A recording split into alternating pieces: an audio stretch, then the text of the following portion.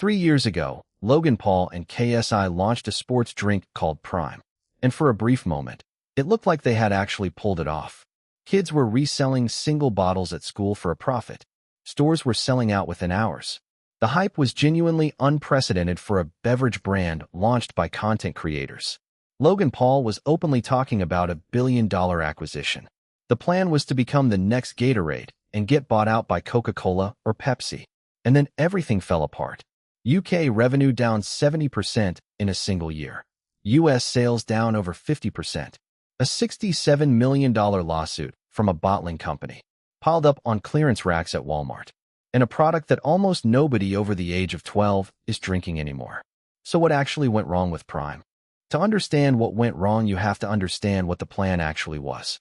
Logan Paul has been open about his goal in life being to become a billionaire. And in his mind, Prime was the fastest path to get there. The strategy was straightforward. Build Prime into a legitimate competitor to Gatorade, Powerade, and Body Armor. Grow fast enough to capture meaningful market share. Become attractive enough for one of the major beverage companies like Coca-Cola or Pepsi to acquire the brand. Logan is rumored to own approximately 20% of the company, which means a $5 billion acquisition would leave him with around $1 billion. That was the vision. Build fast, sell big, exit rich. And for about a year, it looked like it might actually work. The launch strategy was pure influencer marketing at its most extreme. Logan Paul and KSI were everywhere with Prime. Every video, every appearance, every interview. They created the perception of scarcity in the early days, making the drink feel like a limited supply product that everyone needed to try immediately. And it worked almost too well. In the UK, kids were running an underground resale market, buying bottles and flipping them at school for a profit. Stores were selling out within hours of restocking. The drink had cultural cachet in a way that no beverage brand had achieved through influencer marketing before. But the foundation of all of this was the celebrity and the hype rather than the product itself. And when you build a brand on hype, you are always racing against the moment the hype runs out. And then the numbers started telling a different story. In the first half of 2024, Prime sales in the United States were down over 50% compared to the previous year. That alone was a significant warning sign. But then the UK numbers came out, and they were even worse. Revenue in the UK dropped 70% from 2023 to 2024, from £112 million down to £32 million in a single year. And the profit picture was even more alarming. UK profits collapsed from £3 million to £300,000.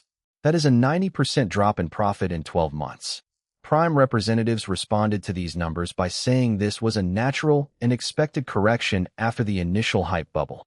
But there is a lawsuit currently in progress that suggests the people running this company did not actually believe that when the sales were still high. Prime is currently facing a $67 million lawsuit from Refresco Bottling Company.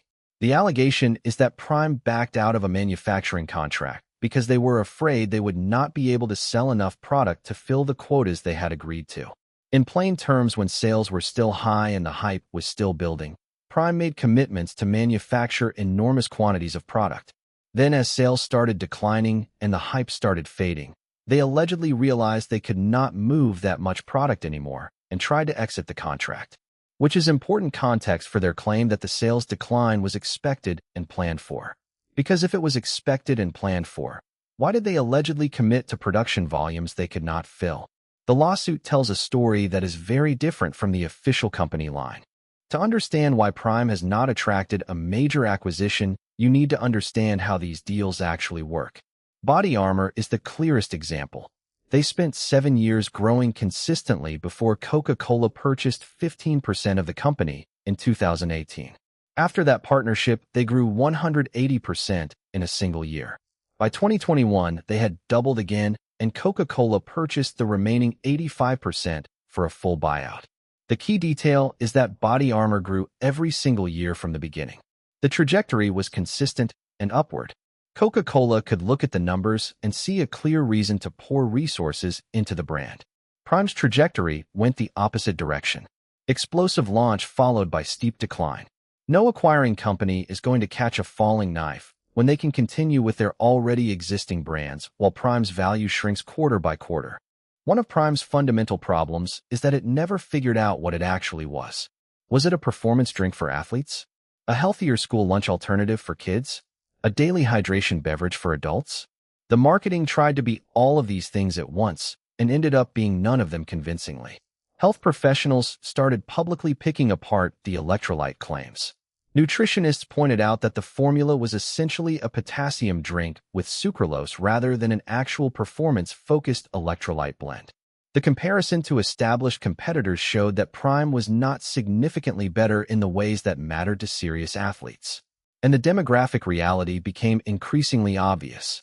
The people actually drinking Prime were mostly children, not athletes, not health-conscious adults, kids, who were also the easiest target for influencer marketing. Another compounding problem was that Prime released too many products and flavors too quickly. When everything is limited and exclusive, the demand stays high. When the same brand floods every shelf with dozens of variations, the psychology of the consumer shifts completely. Seeing Prime stacked in massive quantities on clearance racks does not make someone want to buy it.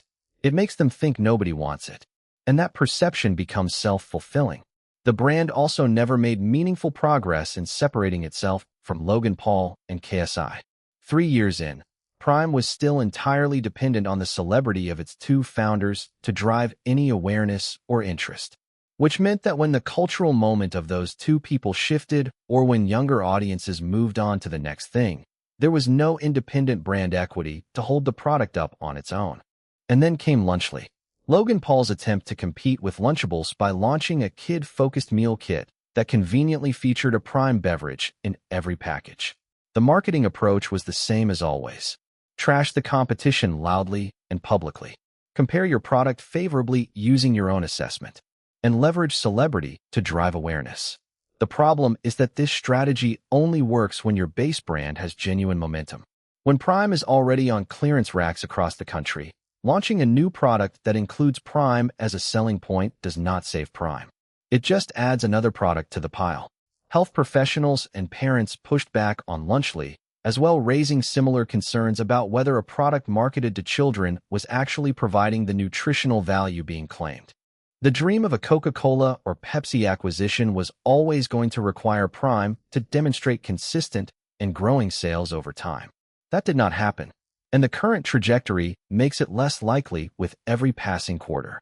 When a major beverage company considers acquiring a brand, they are not buying the hype. They are buying the numbers. They want to see years of consistent growth. They want a brand that has demonstrated it can stand on its own without the founders actively promoting it every day. They want manufacturing relationships that are stable and scalable. Prime has essentially the opposite of all of these things right now. Declining sales. A brand completely dependent on its founders. A $67 million lawsuit from a bottling partner. And a product sitting on clearance racks that signals to every potential acquirer that the consumer has moved on. Looking at the Body Armor model tells you exactly what Prime needed to do differently. Body Armor spent 7 years building sustainable growth before any acquisition conversation was realistic. They focused on product quality and distribution. They let the numbers build the case rather than relying on hype to create the perception of success. Prime went the opposite direction. They optimized for viral moments rather than sustainable growth. They treated celebrity marketing as a substitute for brand building. They expanded their product line faster than the market could absorb it. And they reportedly made manufacturing commitments based on hype-era sales projections rather than realistic long-term forecasts. The result is a company that burned extremely bright for a very short period and is now facing the consequences of having built a rocket on a foundation of influencer hype rather than genuine market demand. Here is where I land on Prime. The concept was not ridiculous. A better tasting, lower-calorie hydration drink with real marketing muscle behind it had genuine potential in a category dominated by brands that had not evolved in decades. And for about a year, they proved that potential. The problem was that the execution revealed a company that did not fully understand how to build a lasting consumer brand. They mistook hype for product-market fit. They mistook viral moments for sustainable demand. They made commitments based on peak performance projections rather than realistic forecasts. And they never developed the brand independence that would have made an acquisition conversation possible. The billion-dollar exit that Logan Paul was planning for is not coming. Not in the current state. The drink is on clearance racks. The lawsuits are ongoing. And the kids who were reselling bottles at school have moved on to something else. That is the Prime story.